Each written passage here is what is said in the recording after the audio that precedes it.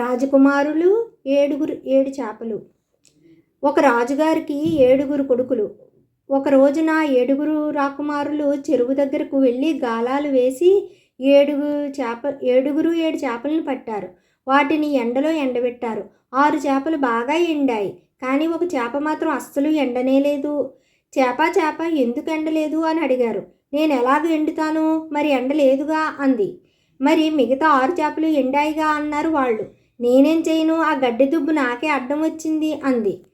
గడ్డి దుబ్బు ఎందుకు అడ్డం వచ్చావు అని అన్నారు రాకుమారులు. నేనేం చెయ్యను అన్నయ్యలారా, నన్ను ఆ ఆవు మేయలేదు కదా అంది. ఆవు గడ్డి దుబ్బుని ఎందుకు మేయలేదు అని అడిగారు. నేనేం చెయ్యను బాబులారా, ఆ గొడ్ల కాపరి నన్ను మేపలేదుగా అంది ఆవు. ఏ గొడ్లను కాసేవాడా ఆవుని ఎందుకు మేపలేదురా అని అడిగారు. అయ్యా రాకుమారులారా, నేనేం చేయను, అవ్వ నాకు బొవ్వ పెట్టలేదుగా చెప్పాడు గొడ్ల కాపరి. అప్పుడు యువరాజులు అవ్వ దగ్గరికి వెళ్ళి, అవ్వ గొడ్ల కాపరికి బొవ్వ ఎందుకు పెట్టలేదు అన్నారు. నా చిన్నారి బుజ్జిగాడు ఏడ్చాడు బాబులారా, గొడ్ల కాపరికి బొవ్వ ఎట్లా పెట్టగలను అని సాగదీసింది. బుజ్జి ఎందుకు ఏడ్చావమ్మా అని జాలిగా అడిగారు.